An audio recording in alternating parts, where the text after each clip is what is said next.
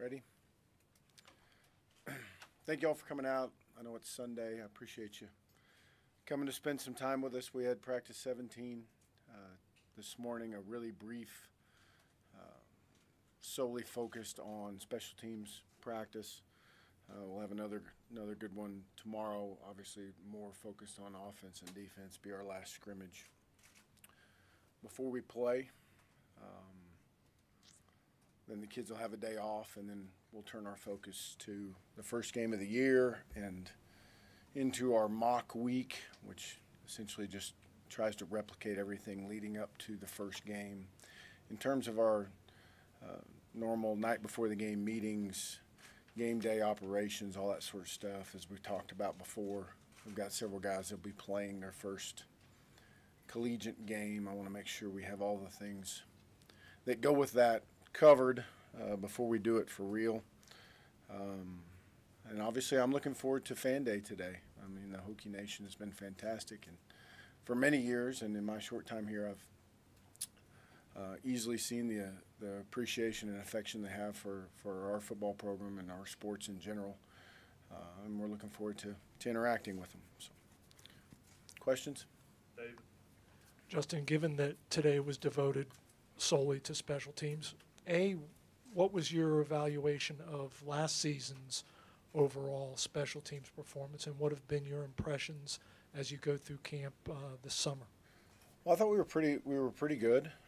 We made some mistakes early in the year that I didn't like, that we got cleaned up. Just kind of talking about last year with some detailed things. We got better as the season moved along. We had, the first rule of special teams is don't have a terrible thing happen. The second rule is try and make a big play that creates momentum or field position for your team. There are many good examples of us making plays in special teams. Everybody always talks about the kickers in special teams or the returners, but we focus so much of our time and energy on the details and the fundamentals that go into those guys covering kicks and how to avoid, how to play the ball in the air, proper technique to blocking and all those sorts of things that I thought we were pretty efficient last year. We certainly have room for improvement.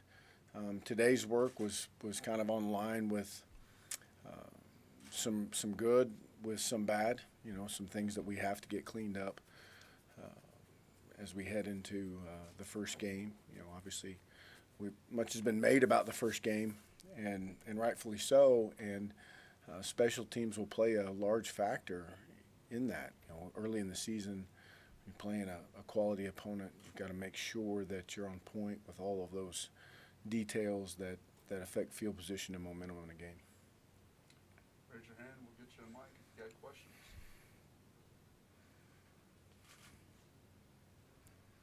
Yeah, Justin, kind of a two-part question. What have you seen from Josh since he's been named starter in terms of confidence level as he moved a step forward in that? And then second part is overall from the offense, now that they know that the quarterback's in place, what are your impressions of that unit?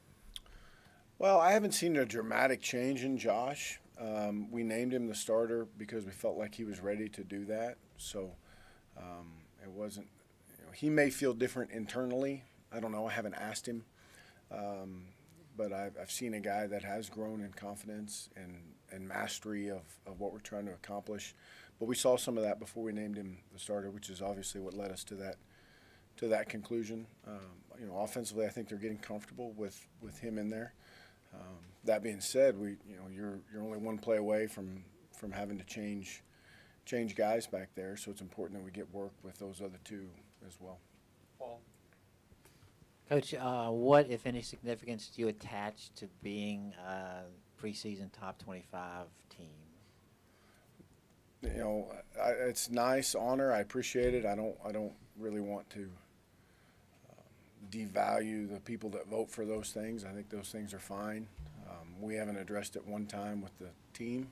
We won't address it. The bottom line is nobody's played a game. Nobody really knows how the season's going to go or what things are going to transpire. So we don't put a lot of stock in it. It's not something we talk about or think about. Just piggybacking on Paul, you're on the coaches poll. Did you vote for Virginia Tech? You know, quite honestly, I filled it out quite some time ago. I'm not. I do not believe that I put us in there. How come? I just didn't feel like we're ready. We've got to go prove that. I did my best to fill it out with what I knew about everybody in the country, which is pretty limited. But I just felt like we need to earn that recognition. If you want to discuss, Paul. Well, while we're mining this topic, is it in any way a sign that other teams and other coaches around the country feel that Virginia Tech is reaching back to where it once was before you got here? Well, I don't know. Each season's different, and you have different challenges and different strengths heading into the year. You know, I think that's fine, and that's great. But I'm much more concerned about what it looks like at the end of the year than I am at the beginning. Aaron? Justin, in that vein of every season is different, some people think West Virginia might take a step back this year from a 10-win season just based on all they lost. I'm assuming you're on the side that they're going to be good. But, I mean, if you're going to make the case that they're a good team, maybe a team that could get in the top 25, what would you point to say, all right, this is West Virginia's strength, and this is what we're looking at when we can face them? Well, when I watch them play, in the history of Dana being there, and I don't go much further back than just recent history, he's a masterful offensive mind. They're high tempo. They have really good skill kids. They can really run, speed on the perimeter. Everybody talks about them throwing the ball, but they can certainly run the football as well. Defensively, they have a different scheme, a scheme that they fully understand and that they have mastered and had success with through the years that we won't see again throughout the year. So that certainly poses some interesting things. They've been very good in the back end, which has helped them, play that scheme, and then they've been really sound in the kicking game. So, I mean, they've got all three phases in place. Obviously they're coming off a 10-win season, and we're really, really hot early in the year. So, it's plenty of a challenge for us. Andy? I think you said before you like running backs of all shapes and sizes. When you look at your roster makeup this year, do you feel like you have a more versatile set this year than last year?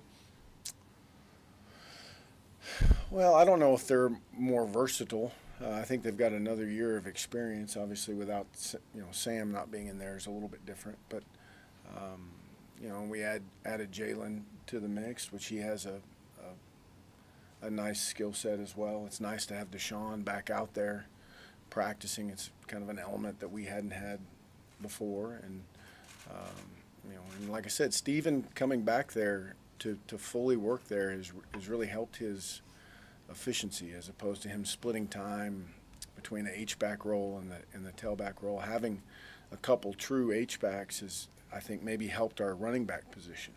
So last year we were, Chris was a freshman.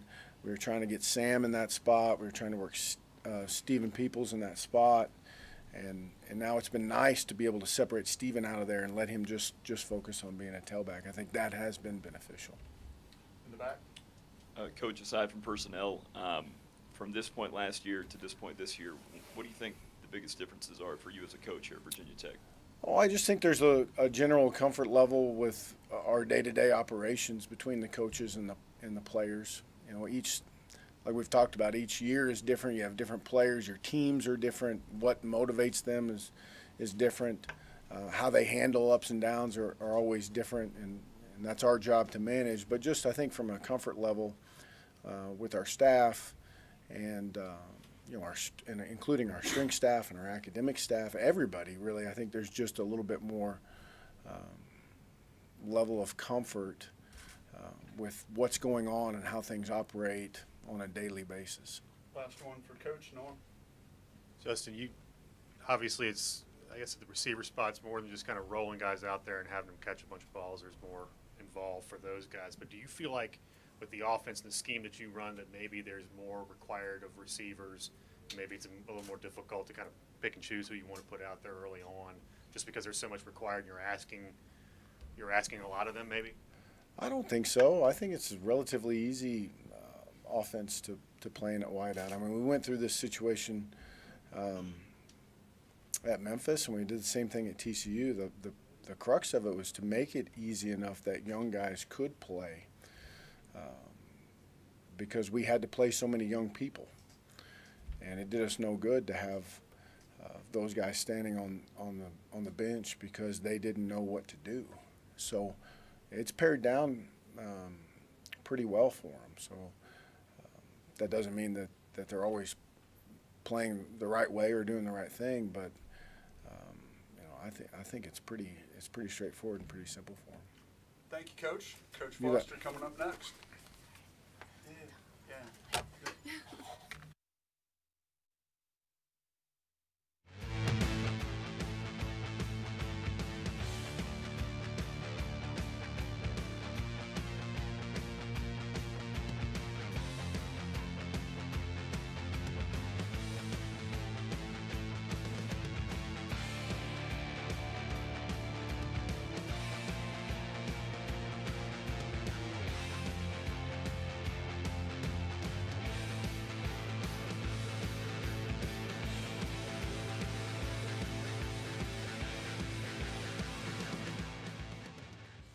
How good or how you feel, I guess, about that? You know, I think Reggie is continuing on pace where he was in from spring practice. Has done some really good things. Devin is probably a little bit behind schedule right now. He had a little bit of a concussion issue early, and sat out our first 2 scrimmages, and you know, which was unfortunate because it's kind of, you know, you'd like to see him take that next step. So actually tomorrow will be a big, I think a big telltale sign, so to speak, of where he is, if he's quite ready to, you know, go compete. Obviously for all of our freshmen, I really like this freshman class. I really do. I think there's some really extremely talented kids that will help this program. You know, how soon, some of them, we'll see. But we've thrown a lot at them. We're not slowing down for them. They've got to catch up to us. But I've been pleased with Devin's development. You know, we'd like to be sooner than later, but that's all part of it. But there's a good battle right there. You know, obviously there's just some good competition at that spot. When we talked to you earlier, Brandon Faison was still limited early in camp. Is Yep. he still limited, or is he doing more? And do you No, anticipate? he's doing more. He's still limited in certain things, but he's doing more. And I like where he's working towards. And he's out there doing as much as he possibly can with his limitations, what they put on that, the restrictions that the docs have put on him. But I'm anxious to get him back where he can tackle and be physical and do some things to get his timing back, because that's a big part of playing defense. Do you anticipate him being ready for the He should be, he should be ready for the opener. You know, he should. He's been wearing a cast, and that thing should come off this week. So, you know, I fully expect. I mean, he's been doing all the individual drills. He's been doing team drills. He's been doing skill. You know, the only thing we've really been holding him out of is any kind of contact. Raise your hand. We'll get you a mic. Questions for Coach? Mike? We talk so much about Ricky and Tim inside. The guys behind them, I guess Jimmy and Jared right now, what have you seen, and how good do you feel, or how big a question is that? You know, that still is a question mark. I really like where Jared Hewitt, where he's come along. I think he's been one of our most improved guys, particularly at the interior side. Jimmy Taylor I think has really been very consistent, very rugged, playing for us right now. We need a 5th guy to really step up, and whether it's Darius Fullwood, he just needs to be consistently good. He has some things, He needs to be more physical at the point of attack and recognize play side, backside a little bit quicker, which is critical. Xavier Burke, we put him in there. He was out early with a knee in his practice and does some things, but would like to have had him in there in the spring. I think that development would have been farther along right now if we'd had him been able to use him in there during spring practice. But that's probably who our next 4 guys are, and probably in that order. I think it's Jared, it's Taylor, Fullwood and Xavier, and those 2 guys, they're splitting hairs. The other guy that we've thrown in the mix a little bit is we're going to put our best players on the field, that we can to put ourselves in position. And we've repped Vinny Mahota in there a couple times, and just to he's a big physical kid. It's twitchy, and that can help us in there if we do have some injuries. And I do like where some of our ends have come along too as well. In the back. But I know you guys have some new faces on the defensive side of the ball, but with so many new faces on the offensive side, how important just overall is it going to be for the defense to hold their own this year? Well, I've said this before. I've got Brad Cornelson is as good as I've been around in my time, here, and competing against him on a daily basis these last year and a half. I'm tired of seeing him number one because they just do a great job. But, there's new faces over there. They're going to do their job over there and manufacture their production the way they do, and I have total confidence in that side. We've got to do our part. Does that mean we've got to do anything above and beyond the call of duty? No, we just got to go play, our position and be fundamentally sound and play as a team and play as a unit. And, we do those things and compete in all phases of the game. That should be enough. But, whether we have to win 6-3 or 35-33, we're going to do that and find ways to do that. And I think that's where this team is right now. But, obviously our expectations here are to be, a special defense year in, year out. Whether that happens or not, that time will tell. But I like this group of kids. I'm concerned about our depth at some spots, and particularly if you get where you get banged up a little bit at some key spots, that can make a difference. But we just need to do what we do, and offensively they'll take care of themselves. David? But who specifically on the outside has led you to have the confidence that if you need him, you can move Vinny inside? Well, I really like where Emmanuel Belmar's come along. How Sean Gaines has made some big improvements. So those are a couple guys, that give us an opportunity right there. Ray Minor does some good things. He's just got to be consistently good. And with all those guys, that's part of it. But those are, there's a group of guys that have really worked extremely hard. That particularly Belmar's a guy we feel really good about. Gaines can play both sides, so there's a couple guys that we feel like if we had to, we could make that move, and those guys we feel confident in. Last one for Bud. Paul. Coach, Mike's right there. I know you wouldn't be able to hear me otherwise. If you don't mind going back a few years, Wyatt Taylor came in as a pretty highly touted defensive player, and I think he started out on defense. Do you remember what it was about him that you thought, well, he's going to be a better offensive player than defense? Well, we always thought when we were recruiting Wyatt that he had a big physical tools. He wanted to be recruited as a defensive lineman, but when it was all said and done, when you watch the film, that probably offensive line was his calling when it was all said and done. And he started out with us early, did some good things, but at the same time, we had some injuries on the offensive line. And him being a guy that wanted to play, physically was capable of doing it at the time,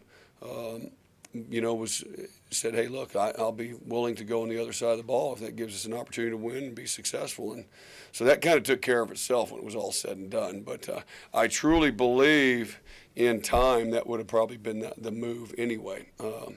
He's a straight-ahead guy, You know, how good he is on, you know, to do certain things to, you know, from the defensive side, the offensive side. I think he's in the best position, you know, to maximize his assets and his strengths. And I think he's in a good spot. And you know, it's been a good spot for us and a good spot for him. Coach Foster, thank you. Okay. We got Coach Thank y'all. Coming in next.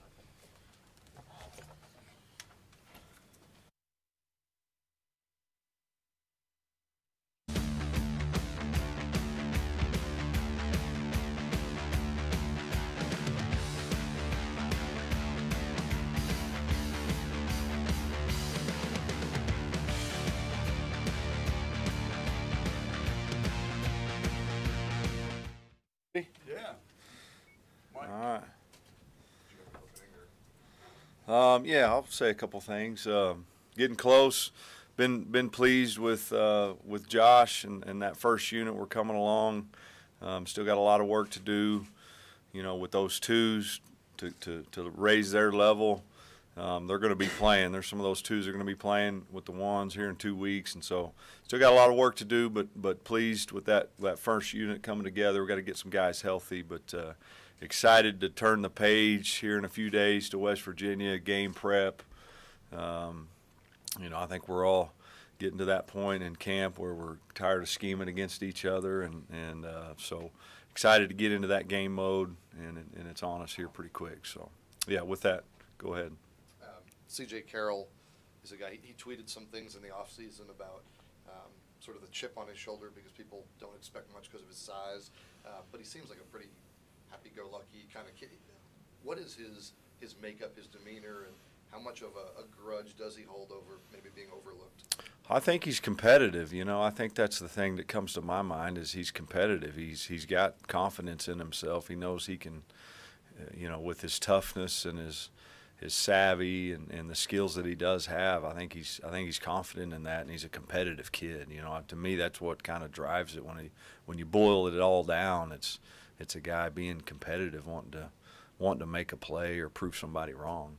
How important will he be to this offense and having him healthy? He's important to us. Yeah, we've got a couple young guys in that same position that you know they're not going to be able to go every single play, and they're going to make some mistakes, and he's got to be a guy that can be in there and be a guy we can count on, and you know, give us some depth at that position, be a guy that we know is going to make those big plays, be where he's supposed to be, make a big block, make a big catch, and that's who he's kind of become for us, and that's what we need out of him. Andy? I think with the number of guys that you shuttled into the lineup last year at running back, it's probably safe to assume you weren't completely satisfied with what you had at that position. With the guys you have coming back this year and another year in the system, are you encouraged by sort of the set of running backs that you have that you can accomplish what you want to this year? Yeah, I like the depth that we have. I like what those guys have done this fall camp. You know, we've added some talent there, but you know, the guys that are coming back are better. You know, they're a year older, they're a year more in the system. They've improved, and I think those guys that have come back have really raised that level, and adding some talent to that group too with some young guys has made it competitive, and we're going to need all those guys. Where do you see the biggest improvement from the experience that comes in that? Where does that really show up on the field? Well, the details of all the other things those guys have to do in your offense, particularly an offense like ours where we ask those guys to block for the receivers on the jet sweeps. You know, there's a number of different ways that we scheme those plays that those guys have to know how to fit. They know who to block, and that takes some time. And I've seen a big improvement, which is going to help our offense getting the ball to the perimeter, because that position in particular has gotten better at that sort of thing. That's a good example, I think, of things that you may not see that don't show up on stats, but is extremely important to what we do. David? Right, you mentioned kind of growing weary of scheming against yourselves. I'm sure during the offseason you looked at West Virginia. They've lost a lot off that defense. But what were and are your impressions of what you'll face up at FedEx? Well, they were really good last year. Their scheme gives you problems. It's something you don't see. Usually not the whole year. You know, certainly if you do see it, it's one time a year. So that in itself creates some problems. You know, they're big and strong up front. They just kind of clog you up inside, and they've got extra guys at the second and third level, and so, you know, they're trying to get everything to spill sideways, but they're sound in what they do. They do a great job with their scheme, and those kids knowing what the heck they're supposed to be doing and being able to go execute and play fast. But they'll have a good. I know they lost some guys, but they'll have a good unit, and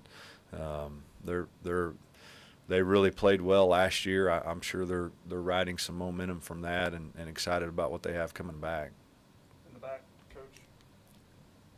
Coach, have you seen any changes in Josh since he was named the starting quarterback, and what in your mind makes him a special quarterback? No, you know, Josh, you know, he's kind of goes about his business the same way since he showed up, you know, a year and a half ago, I guess. You know, being named the starter is, you know, hasn't changed him. He's going to continue to kind of become a bigger leader for our offense as the season goes along. That's something that comes pretty natural to him, though. He's not a kid that's that feels like he's going to have to kind of manufacture some leadership. I think it's in there. You know, I think it comes naturally to him, and he's going to be put in situations where he's gonna be able to lead more often, and we're going to need him to, because, you know, he is a extremely level-headed, consistent, intelligent player, you know, and I think that's what makes him what he is he goes out there to play well, to know what he's doing, and to execute what he's been coached to do. Any drill, any practice, you know, that's kind of the mark of a consistent guy is the ability to do it when things are tough, things are good, when you're feeling good, when you're sore. It doesn't matter what the circumstance is. You can go do what you're supposed to do, play in and play out. I think that's what he's made of. Kind of following up on that, having worked with quarterbacks in the past that may necessarily not have had a ton of experience going into a particular season, what can you draw from that to help get Josh ready, and what do you want to see from him over the course of the next couple weeks as you prepare for West Virginia? Oh, that's a good question. You know, it kind of goes back to what we always talk about, is just go play well. You know, don't get caught up in you have to do this or that. Just go execute your plays. You know, go execute. There's going to be good calls in a game. We need to be ready to make them. And when we put you in a bad situation, you got to take care of this team, take care of the ball. Let's get out of a bad play. So, you know, he's a kid that's going to be really confident in what he's doing. He's gonna know the game plan in and out, which to me in itself gives a kid a lot of confidence when he knows what he's about to see, because he studied and he understands it and he knows what he's supposed to do every play like the back of his hand. He's that type of player. I think that in itself is going to give him you know, real confidence going into that game and allow him to relax and play ball. Paul, right behind you. Gene, just pass it back. Coach, last year the quarterback had a certain, I guess, number of players who might have provided a security blanket. Sam Rogers and Buggy Hodges, those type guys. What does Cam Phillips have to do this year to provide that type of feeling for Josh, and what other players do you see stepping in to help out, make him feel this is a guy I know is going to be in the right place at the right time? Well, making those big plays, making those big catches, certainly when you get into some third down situations, you get into red zone situations when you know you're getting tight coverage or you're getting blitz. That comfort of having those guys on the perimeter, that when you get the one-on-one looks, you know if you just put it up in an area where they can get to it, they're going to get to it most of the time, and if they can't, the other team's not going to get to it. That's the advantage of those guys outside of a guy like Cam that's got to take on that role and be that kind of guy for us. And whoever else it is that steps up in that role for us, you know, Kuma's had a really good camp. He's got that kind of size, and I think he's got that talent and skill that he can go do those similar things that we got from those guys last year. So, you know, first down, second down, you know, it's getting out there and executing. But certainly when you hit those moments when they're coming after you, it's tight coverage and it's time to throw the ball. Those are the moments when it's nice to have those guys, and we got to keep coming on. You know, Cam's got to that's a part of his game that wasn't part of it last year because he was inside more. That's a part of his game that he has that is going to be something we're gonna need going into the season, and somebody else is going to have to step into that role also. Last one, Mike. Coach Fuente said that this offense is fairly simple for receivers, that you guys have tried to simplify it because you want to run guys through. What makes it easy for a receiver in this offense? Oh, just your base calls, you know, where to get lined up. There's not a whole lot of adjustment with splits. We have some route adjustment, but not a ton. You know, we want those guys to get good at the details of what they're doing. You know, we don't want the assignment to be so overwhelming that they can't get off of press coverage, run a good route, get separation, concentrate on the ball. So, you know, just the way we call the plays and what we expect those guys and their base rules, and you know, we'll put the challenge on maybe another position and take it off of that position, just to let those guys, you know, typically that is a position you can have younger guys come in physically and be ready to go help you, some talented kids. So that's just the way we've always tried to do it and build that system. Thank you, Coach. You bet. Thanks, guys.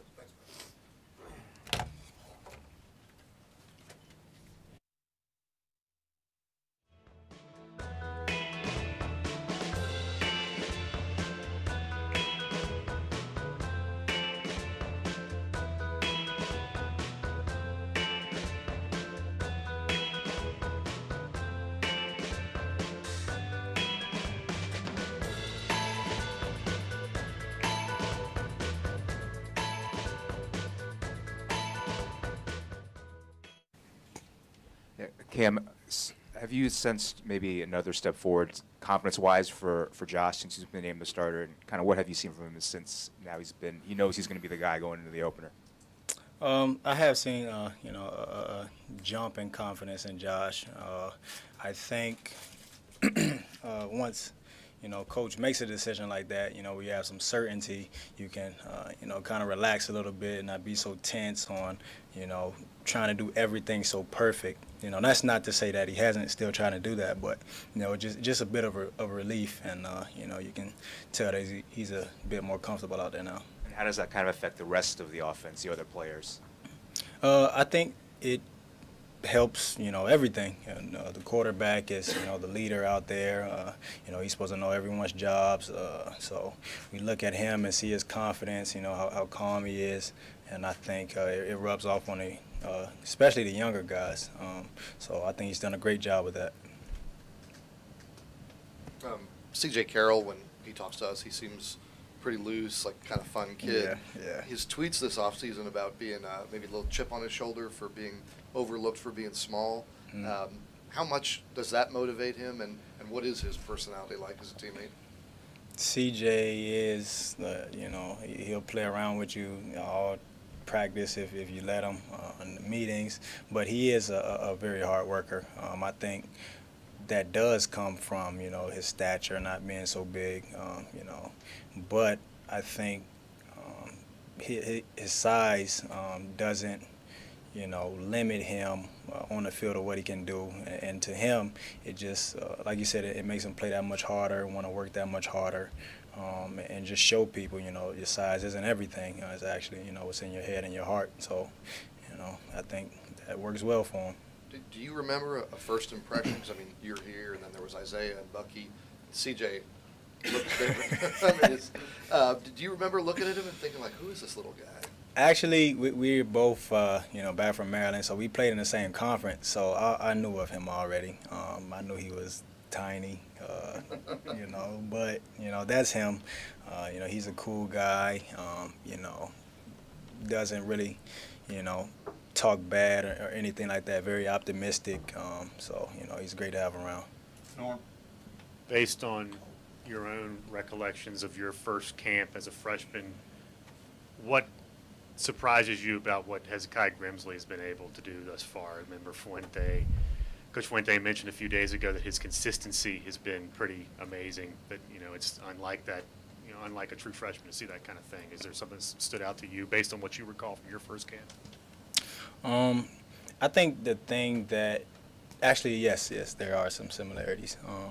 But I think the thing that most stood out to me was, with him not being that big, I think maybe, like 170 something, but it's like, he's not afraid to go out there and compete with guys that outweigh him by 30 pounds or, guys that, have some accolades or stuff like that. But, that's what we need from the young guys, to go out there and compete no matter, experience or lack of. And I think he's done a great job. And I think the coaches definitely see that, and he's done an amazing job in camp. Paul. Cam, your role, I think, is going to change this year, so what have you done to prepare yourself for that? And what do you guys as a receiving core need to do to make Josh's job easier and make him feel secure and comfortable back there when it's a big play and he needs to find one of you guys? For myself in the role that I have this year, more of a number one receiver, if that's what you want to call it. It's nothing really changed as far as my mindset and my approach to the game. I want to go out and, even if statistically I may not be looked at as a number one guy, I like to, think and prepare and work as if I'm a number one guy, because I believe I am. And, just going out and making sure as a senior, not just in the receiver room, but on the offense and as for the team, just knowing how, my actions and, the way I pay attention to details on and off the field, how amplified they are now, just because of the new leadership role I have. And for the wide receivers, I think all we can do is just go out and make plays. I think, when you have a quarterback that can be kind of jittery with being a first game against a pretty good team, I think, there are nerves there. So to calm them down and help them through that, you just go out and, just make plays whenever they presented themselves. Make the blocks for them. Just do everything that you can control. That's effort and your attitude. So I think if we do that well, then everything will take care of itself. Anybody else for Cam? All right, thanks, Cam. Thank we'll have you. Joey Sly at the second stage at 11:45. Andrew Tupuaka coming in next.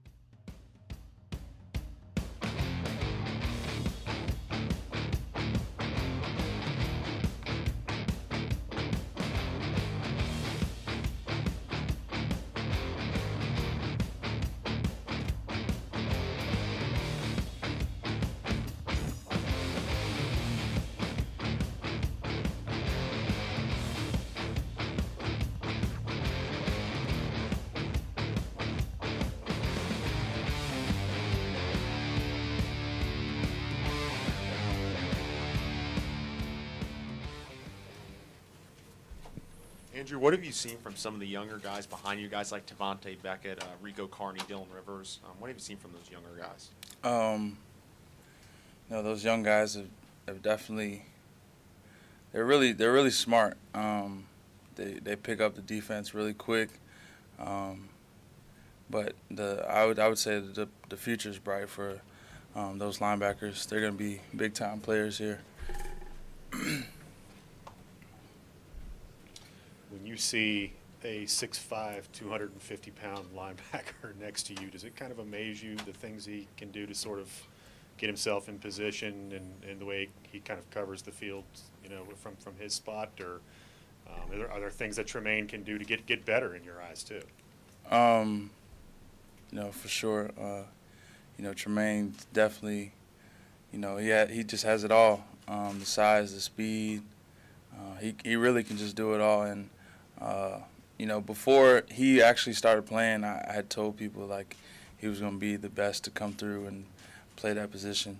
And I believe he's working towards that, and he'll be there. Why'd you feel that way about him? Just his athleticism, how big he was, like just how, like you said, how quick he could cover ground, and you know, he's a smart player, plays hard, plays tough. Yeah. Andrew, so you've become one of the leaders of the defense. What kind of leader would you say you are? Like a lead by example kind of guy or a vocal guy? I'm definitely a lead by example guy. This year, I've definitely tried to step up and be a vocal guy, just because, you know, being a senior, that's what it takes, and there's not a lot of vocal guys on the team anymore. So, you know, last year we had a lot of guys, and we had Sam Rogers and those type of guys. So, you know, some of us had to step up and be vocal guys. So that's what it had to be. So that's what I did. In the back. Andrew, last year it seemed like you guys got closer to being more the bringing back the lunch pail persona type thing. Do you feel like you guys are taking even more steps and becoming that much more of a dominant defense? Most definitely. I think Coach Foster, you know, every single day he tells us not to be complacent and always look to be better the next day and improve on something, and not being satisfied with, you know, last year, or not being satisfied with the practice that we had. Say we had a good practice, you know, coming out the next day and having a better day. Andrew, speaking of the lunch pail defense, how much pride do you take in being the carrier of the lunch pail? Anytime you're the lunch pail carrier, you know, you take big time pride in it. You know, the whole defense, the whole team really looks at whoever's holding the pail like, you know, basically just a big time defensive player, and you know, it's just an honor to hold it and carry it every week if you're the carrier, and just of what it's about, what it stands for, and what this team's about. So. Is Vinny the only guy that calls you the keeper of the pail, or are you sort of universally known as the keeper of the pail? Is that who calls me that? Vinny called you the Vinny? keeper of the pail. Is that just a Vinny thing?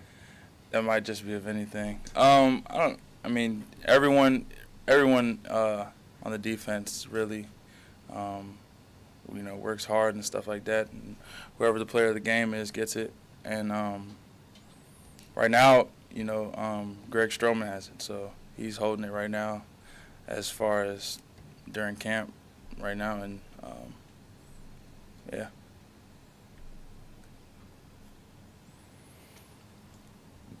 You're in your third year as a starter. How much more confidence do you have at the Mike linebacker spot now? You know, the confidence is there. I'm not sure if it's more confidence. It's just, you know, just working on, you know, the chemistry between everybody. You know, just making sure the communication's there. Like, you know, I'm pretty comfortable with playing the position, but as far as like making sure everyone's on the same page, and you know, that we're playing as one, and really just doing the same thing is what, you know, comes, like, that's different every year. You know, just working on the team chemistry and stuff like that. In the back. Hey, Andrew. Kind of just touch on the Black Diamond Trophy. I know you guys aren't totally thinking about the West Virginia game quite yet, but just how special that is that you guys are getting to play in such a historic matchup. You know, I think it's a cool opportunity. You know, none of us have actually played in this game before, and just hearing about it from, you know, alumni and you know, just past players and stuff like that, how big this game is to them, really amps us up, and, you know, just want to carry on the tradition and, you know, make them proud. Paul. Andrew, redshirt freshman quarterback starting, a new group of receivers, trying to establish a run game. Does the defense feel any extra pressure to hold things together until the offense gets going, or is it a matter of all you can do is what you guys normally do? Say one. I'm confused. The offense is young and growing. does the defense feel like you've got to give the team some stability until the offense matures, or is it just a matter of all you can do is what you guys normally do on defense? We haven't taken it easy on them, not one practice really. From the the first practice till now, we've been just giving it our all, just trying to make ourselves better, and in the long run it makes them better too. And they've definitely been improving, taking big strides and improving against us, and they have a dynamic offense. And, do you guys feel like you got to hold things together until the offense is sort of hitting on most of its cylinders? No, I don't think so. I think the offense will come along, and I don't think it's like defense has to hold it together until they come along. But I think they're pretty in good shape. Anybody else for Andrew? Aaron? Andrew, I know it's always important, but the way West Virginia seems to generate big plays and get a lot of one-on-one situations, both with the linebackers and the defensive backs. I mean, how important is tackling and being in operating in space in this game coming up? We haven't started game planning for them yet, but tackling is, in my opinion, like the biggest. It's the biggest factor in playing big time defense and winning the ball game is tackling. So I think they have big time players, and so do we. But I think we'll step up to the challenge and make plays when. How is tackling honed? I mean, how do you guys work on it, and what does it look like when you do work on it? We do like several tackling stations during practice. We'll just do things like, tackle and strip drills and working off chop blocks and making the tackle. So we do a whole bunch of different types of tackling drills. We take pride in it. Are you a much better tackler than you were when you got here to school? I think so. I think tackling has a lot to do with confidence and just knowing your technique and pressing it. With like as an inside linebacker, usually you're pressing the ball inside out and getting better at taking better angles to the ball, and really just once you get to the ball, just making a play. Anybody else for Andrew? All right, thank you, Drew. Yeah. Joey Sly's next door. We'll have Tremaine Edmonds at the podium in a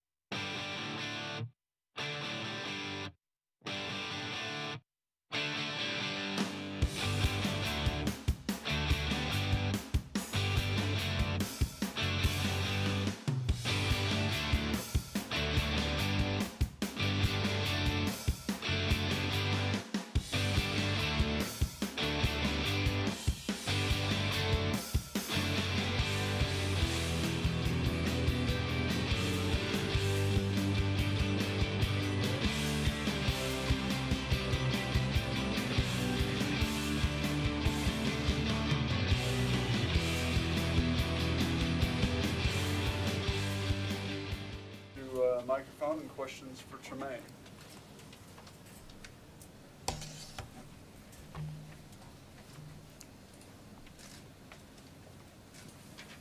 Tremaine, did you put on 15 pounds in the offseason, or did you actually not really play it? Because you were listed at 236 last year. Did you play a little bigger or smaller than that? And what was the thinking and sort of adding a few more pounds, or did it just kind of happen?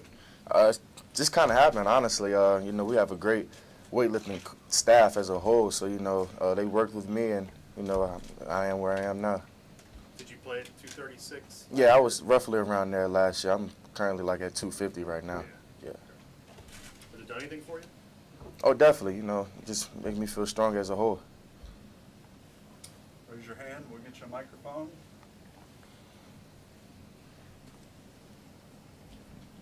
Tremaine, what's a part of your game from last year to this year that you saw or felt like needed improvement? Just playing without thinking, you know, let my instincts take me to the ball and just playing faster as a whole, you know, getting that defensive click with the whole defensive unit and just going out there just playing fundamental football. In the back. Tremaine, just as a whole, this defense seemed to really make some strides last year. How good do you think this defense can be this coming year?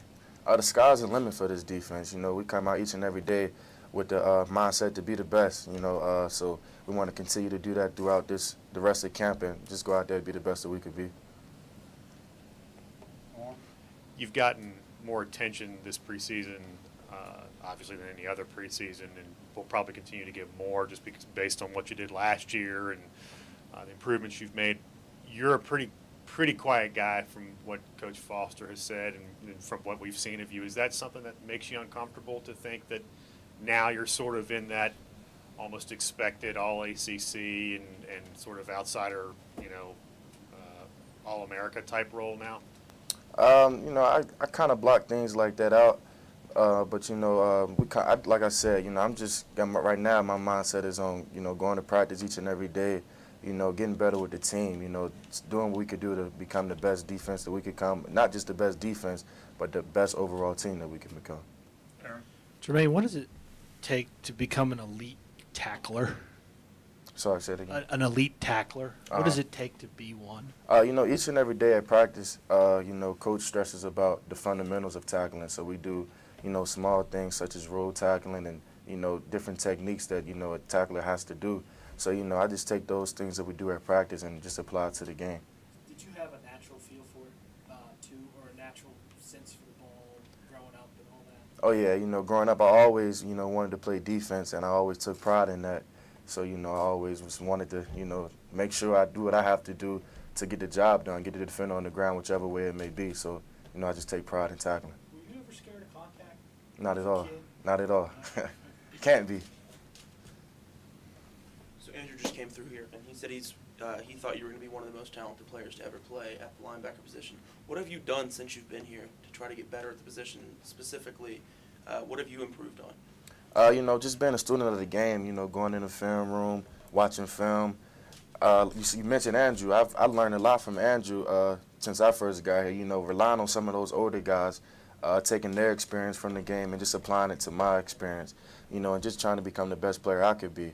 You know, a lot of things that Andrew do, I look up to him a lot. So, you know, try to take little things from each and every player. Last one right here. A couple weeks ago, Coach was kind of raving about how your brother never gets tired.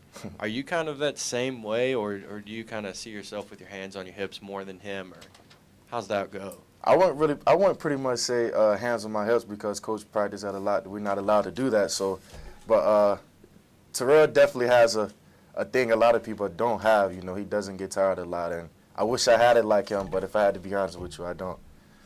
All right. Thanks, Jermaine. No problem.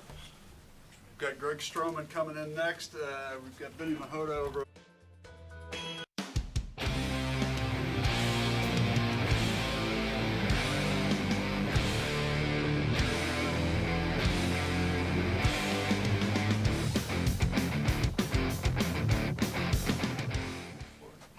Yeah.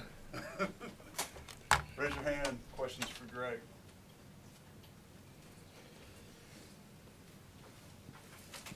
Greg, you suffered that injury on a punt return last year against Duke. How long did it take you to get comfortable returning punts again, or is there still any lingering effects from that suffering that injury for you?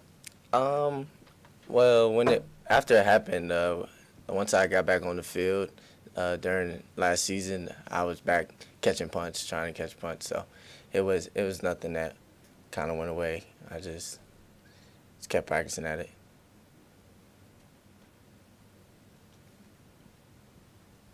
Greg, you guys are pretty set with you and Adonis and Brandon at cornerback, the top three guys. But what do you see from some of the younger guys that are further down the depth chart right now? Some of the younger guys in the program. They're very eager to learn. They're very eager to make plays, and it's like Quinlan, Tyree, all those young guys. They definitely want to play hard and make plays. So it's something special coming up. Greg, who's the best tackler on the team? The best tackler on the team. I would have to say Maine or Andrew. Andrew and who? Matupuaga. Yeah, and who's Tremaine, yeah. Sorry, Maine, you said. Okay. At your position, I mean, when you have to make a lot of tackles in space, what's required to be good at that? Closing the distance. As for making tackles in space, you try to limit having to make tackles in space.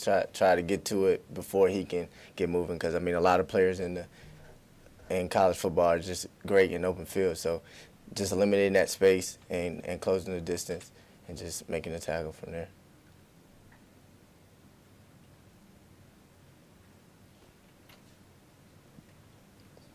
Tremaine just said the sky's the limit for this defense this year. Why do you feel like the defense will be better this year than last? I don't know I just feel like we're a group that's played together. We played together last year, and I mean I feel like we all came back. So it's just like we're all feeding off each other, learn from last year, learn from last year's mistakes, and just play together and get better.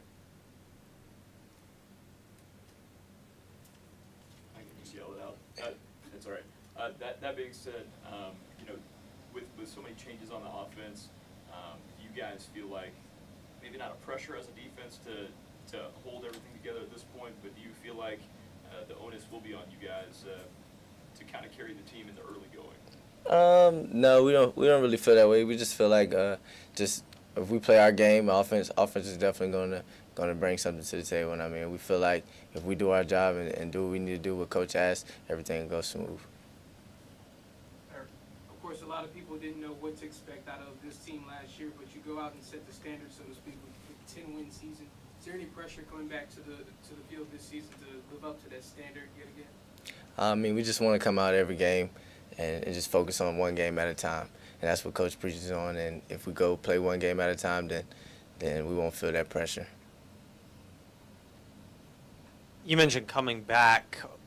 As a collective unit, what's the area where coaches preach the most improvement? And then for your game individually, where have you looked to improve the most from last year to this year? As a defense? As a defense, and then for you personally? I just feel like Coach just harps on every day getting better. I mean, we don't really harp on one thing, but I mean, I feel like as a whole, there's just a lot of things that we can get better at. So we just continue just to work and make sure we stay together and work together to make sure we accomplish goals as a whole on defense. Last one, David.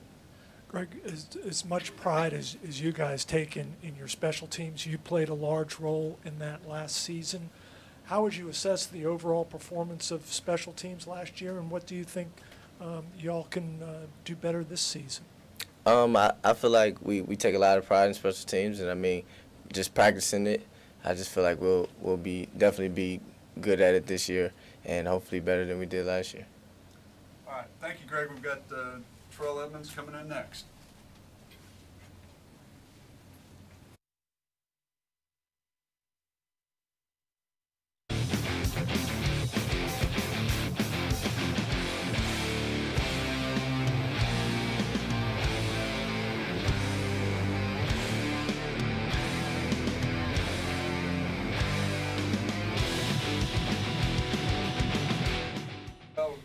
microphone. There's been a lot of talk of Reggie Floyd, kind of as you've moved the free safety, him kind of sliding into that rover spot. What have you seen from him this fall, and what's really stood out to you about him? Well, he's definitely a hard worker, I'd say. Reggie Floyd, every day he's going 100%. He's trying to perfect his craft every day. He's definitely just trying to be the best player that he could be. So I'd definitely say that's one of his good sides. Tremaine, a different guy than when you guys first got here. Everybody is once they start college to this point. Or has he come out of his shell at all, or is he still kind of quiet dude that just kind of goes about his business and does his thing? He's 100% business. I would definitely say that's just his personality, to be quiet. But he will talk to you if you talk to him first most of the time. But I definitely say Tremaine, he's the guy. He's all about his business. He always, in the meeting room, he always want to just do what he has to do and then go home and get some rest for the next day. Now, you're his brother. I mean, do you try to poke the bear sometimes and try to get him to not be business to Tremaine all the time, or is it tough? Of course. I definitely say I try to pick with Tremaine as much as I can, just being the aggravating big brother, you can say. I try to push his buttons, try to see how far I can push him until he just goes in his room and shut his door, you can say. So I definitely try to push him on and off. He just retreats? That's what he does? Yeah, he just goes in his room and just minds me no business. What do you do? How do you pick at him a little bit? I mean, is there something he particularly hates? Nah, there's nothing that he particularly hates about me. I definitely just say that I just pick with him, just keep on calling his name over and over, just playing around, just joking around, just having fun. So. How's he gotten better, do you think, from when he first started to here? Tuapuaka, obviously, he's biased, but he said he looked at the dude and thought he'd be, if not the best, one of the best linebackers that ever played here, just looking at the frame and all. Just perfecting his craft every day. He's coming out working hard every day. He's trying to be the best player that he could be, and he's not trying to take anything lightly. He's taking every day like it's a game snap, so I definitely say that helped him out. In the back. Hey, Terrell, how excited are you about going to FedEx Field and playing in the West Virginia game and ultimately taking home the Black Diamond Trophy? It's definitely exciting. I would say, since I wasn't here for the rivalry and all the coaches are bringing it up and telling us this, that, and the third about it, it's just exciting because it's like another UVA, you could say. Not a UVA for us, but a UVA for the coaches. Well, a UVA for us and not a UVA for the coaches, I'd say, because West Virginia was a rivalry back in the day, and since we haven't played them in so long, it's exciting. We're ready to go and try to bring back the trophy for Blacksburg. Terrell, what does it take to be an elite tackler? Listening to Coach Foster and listening to Coach Scott every day. They tell you to go in, keep your head up, even though I got that targeting call one time. Don't judge me for that one time. But go in and keeping your head up, keeping your eyes on the target and wrapping them up and either doing a roll tackle or picking them up and slamming them, I would say. Did you think coming out of high school your tackling was, already good enough, or was it? Did it need a lot of honing when you got here, a lot of improving? I would definitely say I thought I was a pretty solid tackler, and then coming here just going through different drills and learning how to tackle better, learning how to actually fit on a college running back or college receivers because everyone's bigger now. I definitely start perfecting my craft and trying to get better each and every day throughout scrimmages and throughout practices. All right, thanks, Rel. Donis Alexander coming up next. Trayvon McMillan over at the second stage.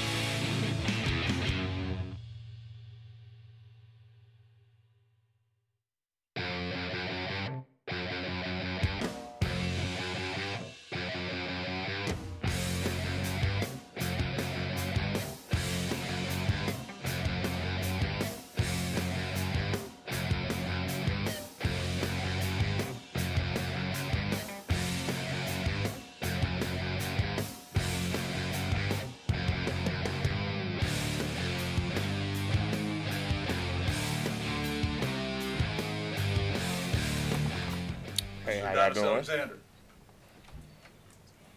What's up? All right. Questions for Adonis?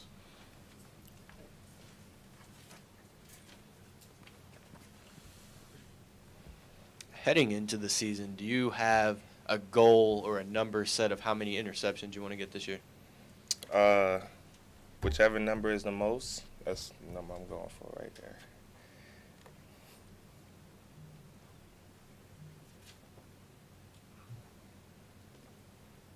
Donis, what does it take to be an elite tackler? Are willing to want to tackle.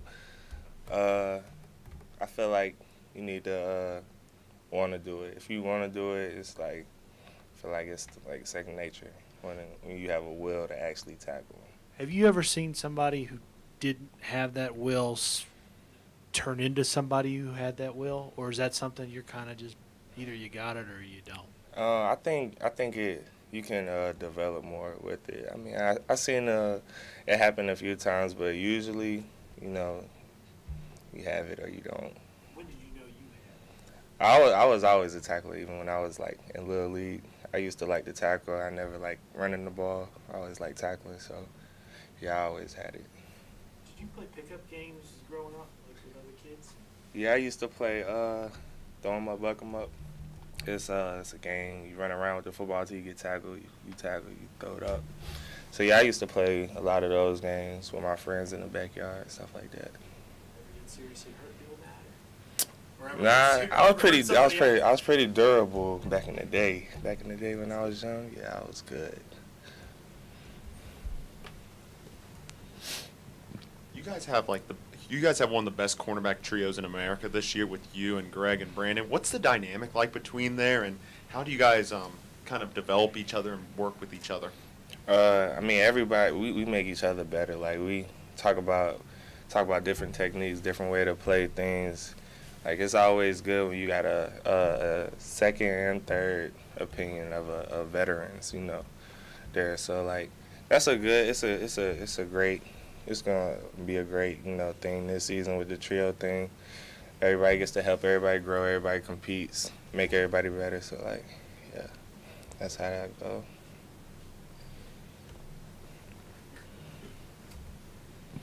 Do you guys have the expectation that you're going to be one of the best cornerback groups in the country this year? I mean, we I don't want to say that we expect to be the best. I mean, we are playing to be the best. We're going to do everything we can to be the best. And, you know, we're going to let this season speak for itself. I know we're getting to the part of preseason practice where you're probably ready for games to start. What's the worst part of, like, these last 2 weeks of practice? I mean, in an individual practice, where are you just like, okay, man, I'm ready for something different? I mean, you always ready to compete against other teams other than hitting each other all the time. So I think it's just, I mean, it's nothing really that I want to change other than the uniform across from me. So you enjoy it from the moment you step out of practice to the end of it. You enjoy all of it. I enjoy all of this, all of it. I don't take none of it for granted. I enjoy it. All right. Thanks, Adonis. Yes, sir. All right. All right.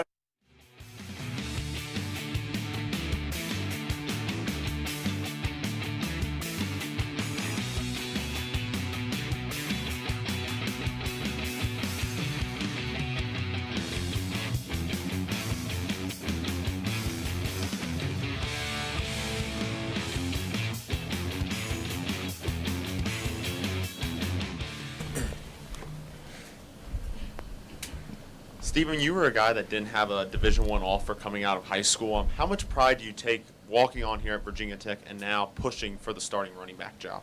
I take a lot of pride in it. You know, there's a lot of walk-ons.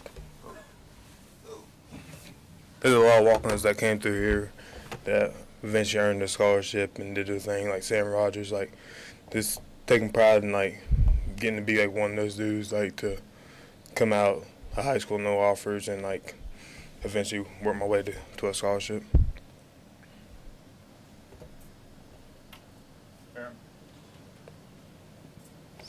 Stephen, how much different are you from when you left Galax? And I don't mean just physically, but also sort of emotionally and, you know, just dealing with campus life and all that stuff. I say I'm a totally different person because, like, you know, coming from high school to college is always a big transition. Like, coming from high school, you got like a lot of help, like all this, like the plays are much easier. Like, it's like I don't really know how to explain it, but like when you get to college, it's like totally different. Everything mostly on your own. You like got more freedom, more things like that. Like, it's just more independent.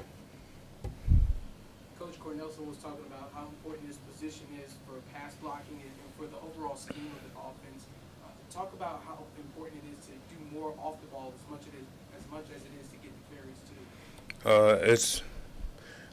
It all starts like with blocking. We have to have a good blocking scheme. Like, we have to be able to protect our quarterback before he can be able to throw the ball. Like, doing that will like help the team tremendously. So like we know that like that's a big role that we have to play. So speaking of Galax, your brother might be breaking a record that you set there. Do you think he's going to do it? And if so, how many yards? Does he need, what, 1,000 this year, 2,000? I think he's getting close. I can't really tell you, but if he doesn't, I'll be tremendously proud of him. Like, it's my brother. Like, I want him to break it. Like, I want nothing but good things for him. Yeah, does he want to come to Virginia Tech? I don't really know. I haven't really talked to him about it, but like, I'm pretty sure he wants to further his career somewhere in college ball. Gene. Stephen, what have you seen out of Josh since he's been named the starting quarterback? Is there a heightened sense of comfort for him and confidence, and what has he been like in the huddle since he was named the starter? I think he has a lot of confidence. He's really stepped it up and becoming a leader.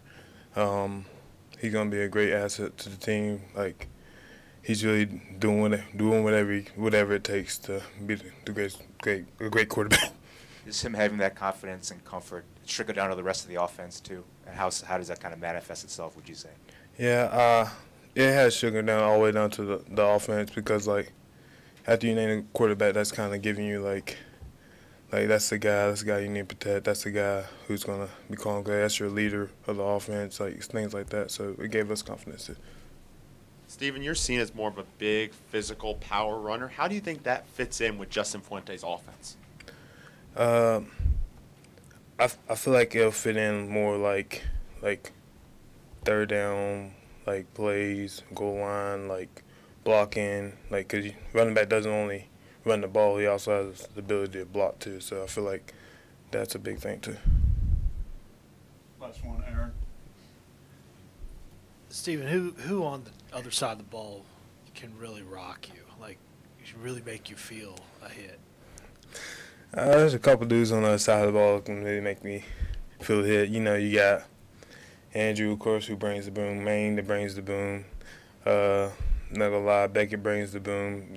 Terrell brings the boom. There's a lot of players on defense. I can go all the way down the line. There's a lot of players that bring the boom on defense. All right. Stephen, nice job. Thank you. Hey.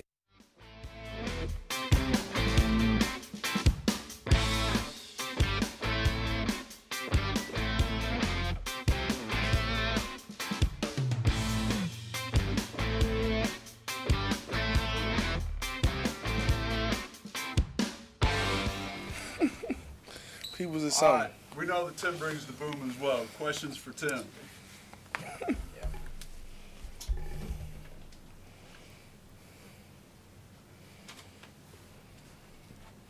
Tim, there's been a lot of talk about the younger defensive tackles and building up the depth behind you and Ricky. What have you seen from some of those younger guys like Gerard Hewitt, Jimmy Taylor, Darius Fullwood? I've been seeing I've definitely been seeing some progress from the spring. Them being coachable and listening to what Coach Wiles is telling them, and them focusing more on what Coach Wiles says to us instead of just listening to what he says to them. And like I seen them grow, so I was kind of scared at first, but I'm starting to feel a little comfortable with how they're playing now.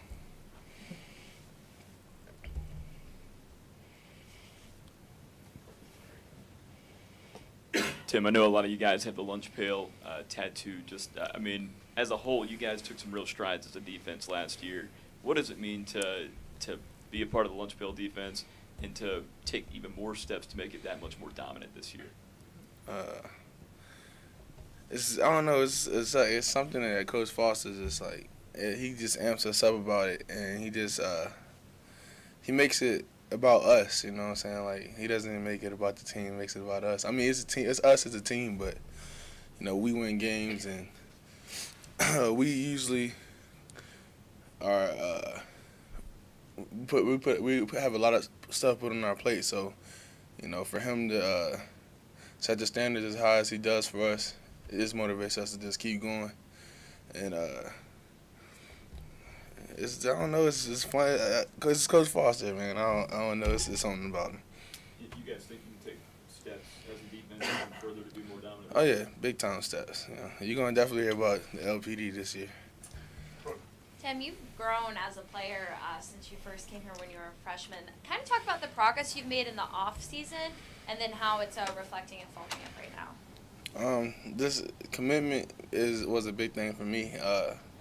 Obviously, I had to lose weight and then had to learn the playbook, and it takes time. You know what I'm saying? Like, I was trying to rush, and it took me a while to realize that I can't do everything at once. And for me to be able to just sit and watch other people do it, I was like, okay, it's not hard. And that's part of me maturing as well. So me be able to just take things slow and me be able to just focus, and I feel like that was able for me to be able to grow up in this program. You and Ricky have kind of come along together. You both redshirted in 2015. You were the backups in 2016, and you're the starters this year. What's your guys' relationship, and how do you guys push each other to continue to improve? Rick's like my big brother, man. You always see us around, and you always see us together. And we sit next to each other in the meeting room. So me and Rick, everything me and Rick do is it's the same. It's good to have him. He took me under his wing as soon as I got here, and he taught me the ways to be successful here. I think that's why me and him was gonna make a big impact. Tim, how much better prepared do you feel like you are individually this year to play? I'm ready to go. Ready to go. It's finish up this couple weeks of practice, and trust me, we're already ready to just stop hearing about playing and ready to play. I've been waiting too long. I feel like it's been years since the season's been. I think everybody's anxious to play. Anybody else for Tim? All right, thanks, Tim. Speaking of Ricky Walker up next.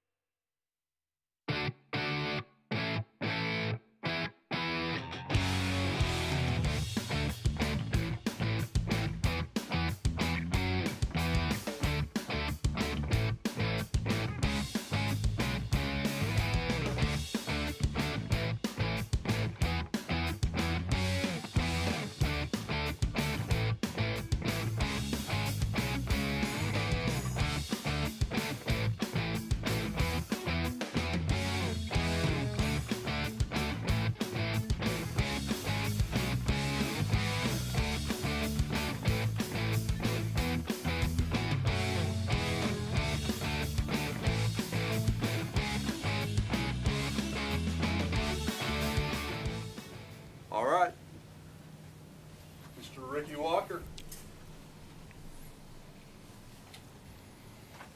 Ricky, you and Tim have kind of come along together in this program. You both redshirted in 2015, were backups last year. Now you have the chance to be starters. What's your relationship like, and what's the dynamic on the field, off the field between you? Tim Settle, that's my guy.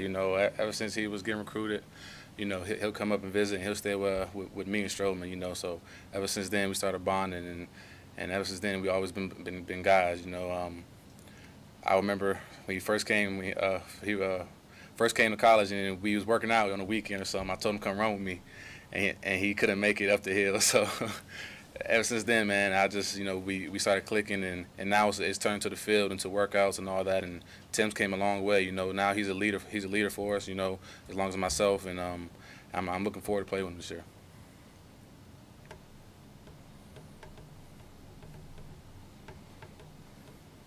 What have you seen from some of the younger guys like Gerard Hewitt, Jimmy Taylor, Darius Ford? How have those guys continued to improve this fall, and what can we expect to see on the field kind of subbing in for y'all occasionally? Yeah, those guys are coming along. So, all those guys you name, Jared, Jimmy Taylor, Burt, and Fullwood, all those guys are coming along. Coach Wiles is splitting them out evenly with the reps.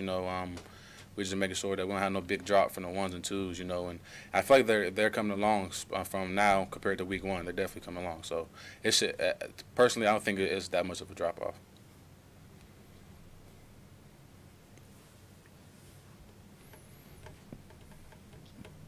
What's it like having Tremaine Edmonds back there playing behind you, and just how good of a football player has he become here? Oh, it's a blessing to have Tremaine and Andrew back there. If I remember last year, every tackle that I missed or I didn't make, Tremaine was right there cleaning it up. So it's a blessing to have somebody back there like those two guys. And Andrew, is our vocal leader. He makes all the calls and all that. Those guys are just experienced. They have about 3 years started under the belt coming up. And I feel like that's what we need on this defense. So I expect big things from the defense this year.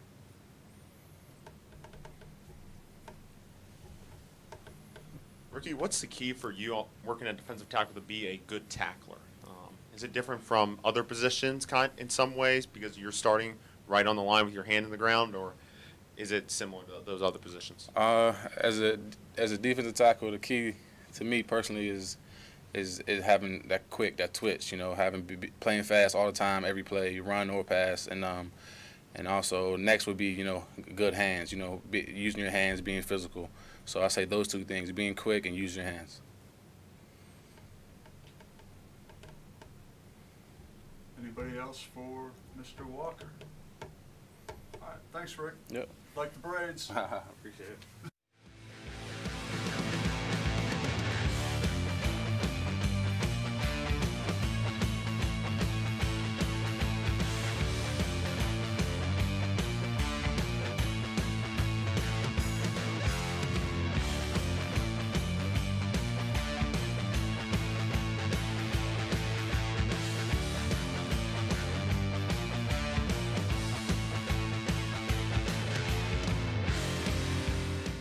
Questions for Eric?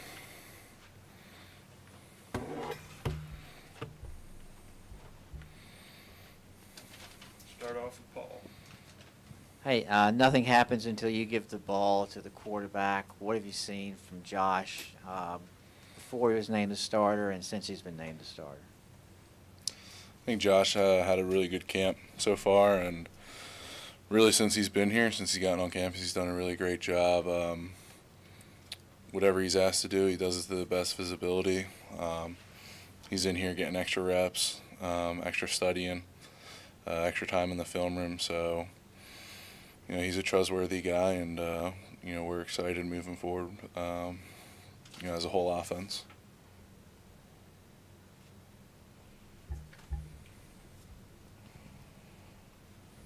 Now that you guys have settled on Josh as the quarterback, what's that done in terms of what your line's been able to focus on in practice and getting ready to protect for one guy and get a real understanding of what he likes to do and what you need to do to help him achieve results? I think it'll help a little bit with some consistency, just having the same guy back there. But, for the offensive line, it doesn't, we're going to do our job to the best of our ability, regardless of who's back there. And, that's to open up running lanes for the running backs and then protect the passer on passing plays. So, with a new quarterback in there, that's going to be crucial for us this year. So, we're gonna be accountable up front and do our best to help out that quarterback.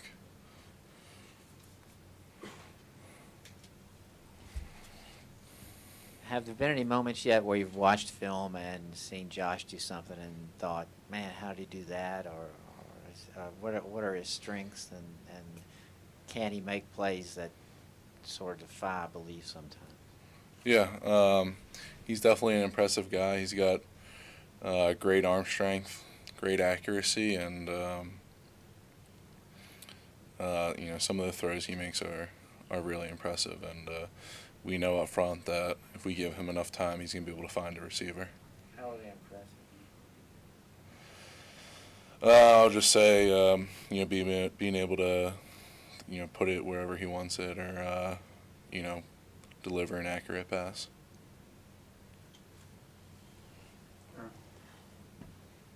Hey, Eric. I think conventional wisdom would be, just given all the turnover, that the offense would take a little bit of a step back this season, statistically or whatever. But what reasons can you give us that things will turn along well offensively this year, even with no Bucky and no Isaiah and a new quarterback and everything? What can you? Yeah, I would say. Any help here, Pete? You can punt.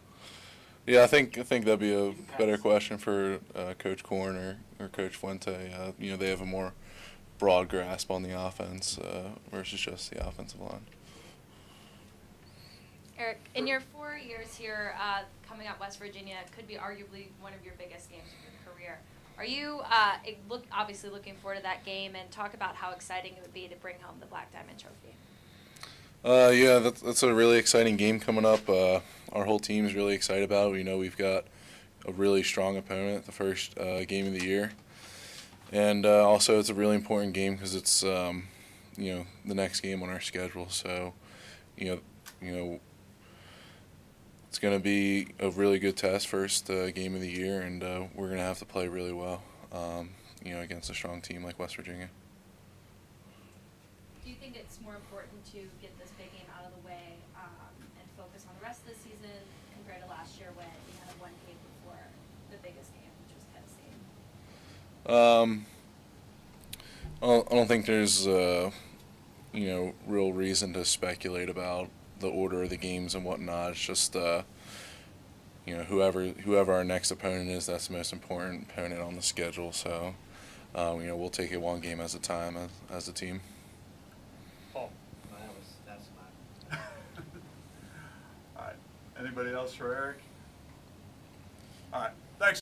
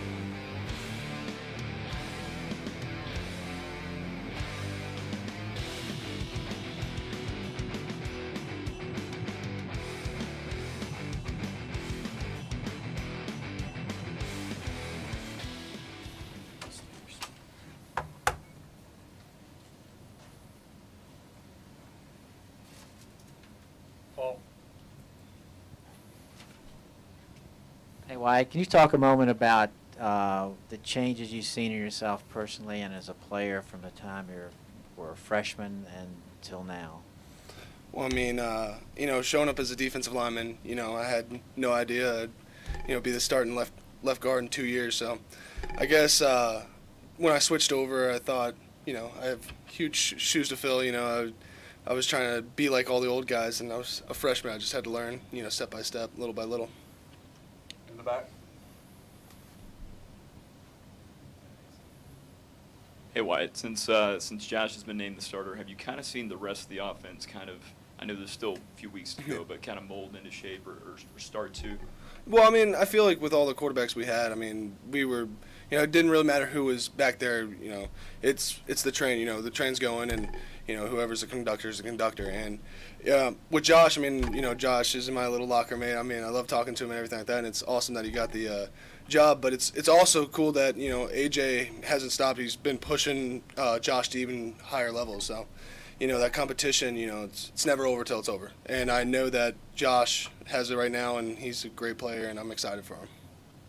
Wyatt, you guys have a couple holes that needed to be filled on the O-line this season. Kind of talk about how you guys have made that adjustment, losing Augie and John. Yeah, losing John and Augie, that was tough. Not only are they my best friends, but, they were great leaders and great players as well. But, everybody's trying to get those positions. Everybody wants to start. Everybody wants to play. So, I feel like, the competition in the room is at all-time highs. Going from defensive line to offensive line, was there resistance from your part when that first happened? At what point does that kind of transition at the collegiate level become more comfortable? Well, I wasn't really resistant. I mean, I kind of went up to coach and said, hey, would you like me to move to offensive line to help out, the squad? So, I was never really resistant to it, but I kind of in the back of my mind I was like, oh hey, I might move back to defensive line at the end of the year or something like that. Maybe it's a short-term fix, but I'm happy. I love offensive line. Nothing like hitting a defenseless guy. They're looking at the ball and I get to hit them, so it's fun. But it's been a process, and that's it's one thing I've had to learn, especially from defense to offense. Which coach did you go up to? Coach Grimes, when I first got here. Hey, Wyatt, speaking of position changes, Colt Pettit was in here earlier, and he said he lost 50 pounds since he made that switch. He's looking good, yeah. Do you feel like you lost a brother in arms? I mean, we were tight in the offensive line room, and, losing one is tough, but he was going to the tight end position where we needed a little bit of help, and, he's smart, he knows what he's doing, and, we needed that, especially, on the edges and stuff, so. We lost a brother inside, gained one on the outside. Well, you're one of the leaders, not only of the offense, but of the entire team. What kind of leader would you say you are, and what do you do to show other guys that you're a leader? I feel like I'm a lead by example kind of guy. I mean, I'm not the loudest guy around. I don't hoot and holler, but there's times where if it's dragging, I'll say something funny or, just yell or something like that to get people, just out of that slump. But, for the most part, I feel like it's lead by example. Along those same lines, talking about leadership, how much do you think you've matured over the past 4 years? A lot. When I first got here, I definitely, a little entitled and stuff like that, and I got humbled and, moved to offensive line, and, throughout the process, I feel like, I've matured greatly. Jordan. You said you volunteered to move to offensive line. Most guys would rather play on the defensive line. Why did you decide to volunteer? Well, there was a gap, and I had offers as an offensive lineman. It wasn't like, oh my gosh, like wait, what? You see me as an offensive lineman? I mean, I played in high school, so it wasn't that crazy to be like, all right, well, there's 6 guys on offensive line. They need help. I'm willing. If I had offers, if I have the talent to do it, might as well. Might as well help the team to do it. So, and luckily I got to play. Got to dress, didn't really play, but got to dress to see Alabama in the Georgia Dome, which is an amazing experience. So. Did you really think you'd go back to defense? I mean, in the back of my mind, I was focused on offensive line at that point, but it was just like, hey, I came here, I thought but it's okay. I love it. I love the offensive line, and I feel like the transition couldn't have been better. Wyatt, as we've talked about, you started out on defense, but and they have the lunch pail defense. I wonder, as an offensive lineman, I mean, you guys are just as big and burly as the defensive guys. Do you guys kind of have a little thing that you go to? Maybe not a lunch pail, but kind of your own clique? I mean, we're all brothers in arms. We're fools. We used to have the fool's hammer and stuff like that, and I think we still have it. We're going to pass it to the guy who works the best in practice that week. But, I feel like that, I guess the fool's hammer is kind of what, we all have, and pretty cool. You referenced a couple times the brothers in arms. What's different about the offensive line? Is it, defensive line as opposed to the defensive line where guys are getting subbed out, and the offensive line, it seems like y'all not only are there a lot, but Yeah. you need to be because you got to be on the same page. Yeah, exactly. I mean, you just basically answered your question. Yeah. You got to be on the same page. You got to trust these guys. And I mean, on the defensive line, I never play at the Division I level, so I can't speak for Ricky or Timmy or Vinny or really anybody.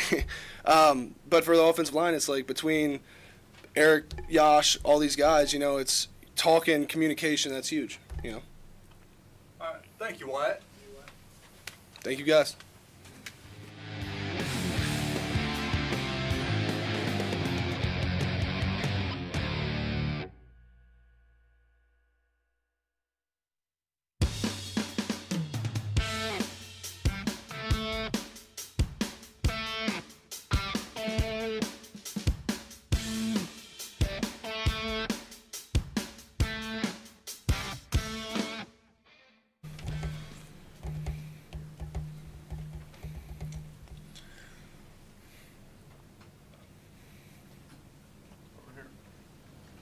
Not breaking news, but you're not the smallest guy. How does your size help you on the line and make you get those blocks? I try to use my body to the best of my advantage when I'm out there.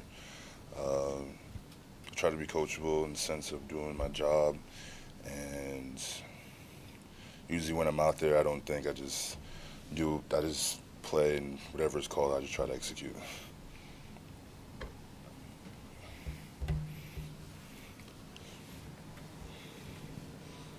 Have you been keeping an eye on the battles going on the offensive line, and if so, who do you think's been stepping up the most? I believe all the offensive linemen are working hard. Vice has been making a few switches and to see if any guy is ready to play, but we're pretty much all fighting for a position pretty much every day. That's how I see it. Other questions for Yash in the back? I know it may not matter what quarterback is taking the snap, but now that Josh has been named the starter, have you guys seen the offense kind of come into shape, or is it kind of nice to hear the same voice in the background there taking the snap? How does that work for you guys? I think for us as a team, or as for our offense, we just go out there and, like, whatever teams call, first team, second team, third team, we just try to go out there and execute. That, not really concerned about, who starts, but we just try to go there and do the best of our ability. Anybody else for Yash? Paul? Footwork is critical for an offensive lineman. Are there any drills you do to improve your footwork? Well, we do bag drills in the beginning of practice a lot. All the offensive linemen do. That's the component that help us with our footwork. Anything individually? For me, not necessarily. Anybody else for Yash? Yes, in the back. How strong do you feel like your running backs can be this year? The guys that you're going to be blocking for. How tough do you feel like the running situation will be this year? I think all our running backs are studs. Whoever Coach Cornelison puts out there would definitely produce, in my opinion, no matter which one they are. I just think they're all good. They're all really good. Anybody else for Yash? Thank you, Yash.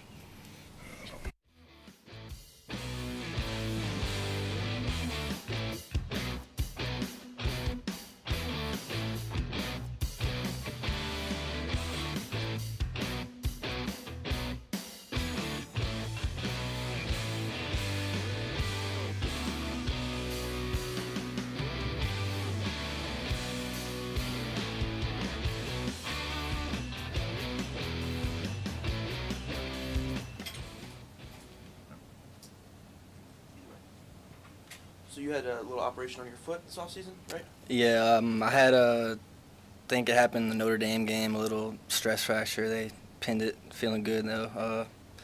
Kind of put me back a little bit, but I'm back to 100% now, getting healthy. So just kind of getting my wind and my legs underneath me. I'll be all right though. Yeah, so did it take some time to get adjusted back into camp? Yeah, I did. I mean, first couple days, not gonna lie, it was rough. I was out back, like winded, always huffing and puffing. But I mean, what is it, 17 days in now. I'm feeling good, ready to go.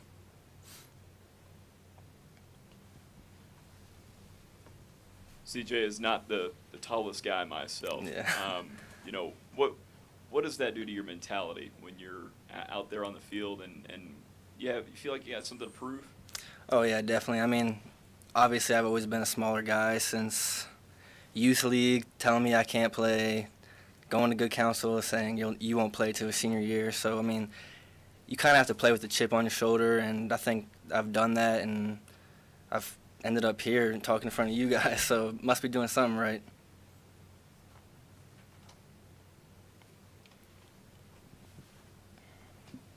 CJ, your role this year is definitely bigger than you've had in the past. Just how excited are you to get this season going, knowing that you're going to be a more instrumental part of the offense this year? Oh, I'm super excited. I mean, I've been hurt this whole offseason basically, so haven't really played. This is my first action camp since the Clemson game. I didn't play in the bowl game, so I'm ready to get back out there and play and just play with these young group of receivers that we got. That, I mean, you guys don't know it yet, but we got some special ones coming. Hey, CJ, how have you seen those younger guys come to be in the offense for the wide receivers? It's been cool to watch him grow, especially KP. He's been here in the spring, and watching his progression from the spring to now has been good. And you got Sean Savoy, he's a gifted player, man. He's gonna be good, and I'm just really excited to see what we can do as a group and just see what the future holds for us. CJ, what have you seen out of Josh since he's been named the starter in terms of maybe a confidence level, and how's that trickle down to the rest of the offense? I mean, it's been good. I mean, he's always been confident. I mean, acting like he has been the starter, but you can tell since he's been named the starter, he's a lot more comfortable, and it's good to see that. You get the chemistry down, and he's taking the bull by the horns and being the leader of this team, so it's good to see. Last one. Obviously, your first game is a big one in FedEx Field against West Virginia. How aware are you of that rivalry? I mean, I haven't played in it, obviously, but I mean, I've talked to some people, and I've heard some stuff. I've heard there's fans fighting and people throwing stuff. So I mean, it should be interesting. It's exciting because I mean, I'm from Maryland, so it's kind of back in my home area. So it's gonna be fun. Thanks, CJ. Thank you, guys. All right, our final contestant, quarterback.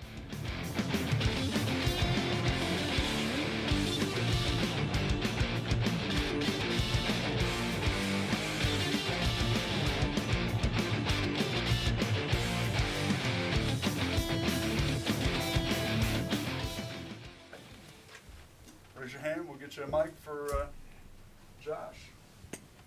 Josh, a lot of teammates are saying, you know, your comfort level is, you know, elevated a little bit confidence-wise since you've been named the starter. How have you felt taking over that role, and have you seen that trickle down to the rest of your teammates offensively? Obviously, I feel a lot more comfortable not really focusing on the competition, but focused on just getting better with my teammates and everything like that. And I think we've all started to gel together, and I think it's been going well. Raise your hand. We'll get you a mic. How much does it help all the young players on offense, yourself included, to go up against a really experienced defense every day in practice? I mean, that might be your biggest challenge of the whole season is playing Tech's defense every day. I think that helps us a lot going against Coach Foster and all the different looks he'll give us, the blitzes, the different coverages and everything like that. I think that type of competition can only help. So I think that's good for the young guys to challenge them and help them get even better. I wasn't here Monday, but I don't think you had time to talk to AJ or Hendon after you named the starter between the press conference. Have you talked to them? Were they upset? Were they happy for you? What has been the reaction from them too? Both of them came up to me after we were all done the interview and everything, and you know, like dapped me up, I guess you could say, and we talked. And I mean, not much changed really. We're still helping each other out. They're still telling me things. I'm still telling them things, and we're just still like same group of guys. Like I said, it would be not much really changed. Now that you are named the starter, have you taken on more of a leadership role since you know you're the guy now? I've kind of tried to take on a big leadership role ever since January, to be honest with you. So not much is really changing, maybe a little, but kind of try to stay the same. And maybe here and there I'll do something a little bit different than I usually would. But, you know, just trying to be the same leader, the same guy that I was before.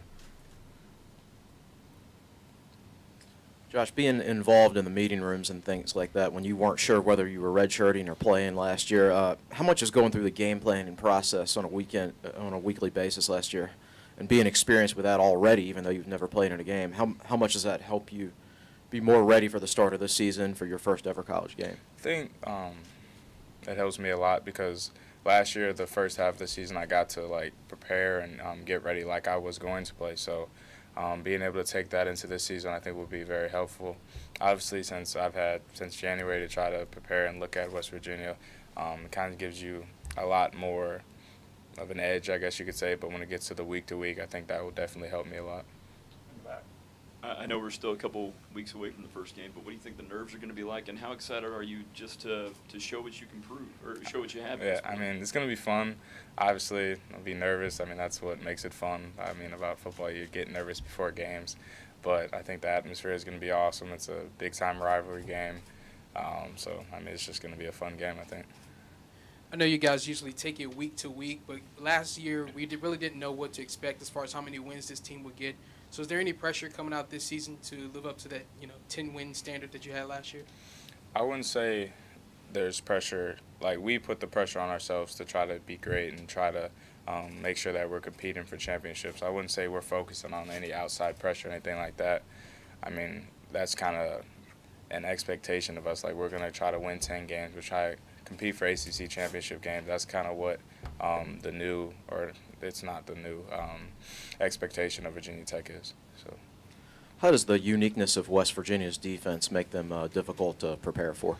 Obviously, they're different. They're a 3-3-5 type team, so it's different than your average, or not average, but normal 4-3 type defense. So it's a different look, but once you kind of understand what is going on, it gets a little bit easier to understand. Josh, what do you think you showed the coaches that enabled them to give you the nod? What do you feel like you did that maybe put you over the top? I think I improved what they wanted me to improve, like getting the ball out quicker, just being consistent, making the easy passes, making the average play is what he likes to say. Just doing all those things and taking care of the ball, I think, is what gave me this opportunity. Coaches mentioned over and over and over how you took care of the ball probably the best. Is there anything worse to the coaches than turning the football over? A bad turnover, I guess, yeah. I mean, it could be even worse, but no, not much worse than turning it over. Anybody else for Josh? Paul. Last year there were some veteran wideouts, Bucky at tight end. There seemed to be pardon the expression, like a security blanket for the quarterback. Are you getting comfortable with any guys now that you feel like, hey, this is a crucial play, this is a guy I'll be looking for? Yeah, I'd say I'm getting comfortable with all of them. Cam, Kuma, Phil Patterson, CJ, who's just in here, all the guys, but I think we're all starting to gel pretty well and getting comfortable with just all of them. So. What have you seen from some of the running backs, and how much confidence do you have in those guys that are going to be behind you running the football? I have a lot of confidence in them. All of them are kind of different type backs. They all bring their own specific skill sets to it, and I'm comfortable with all of them. And I'm just looking forward to seeing which one's mainly out there. There'll probably be a big rotation with it anyways, but I'm very comfortable with them. Anybody else for Josh? All right. Thanks, Josh. Thank you.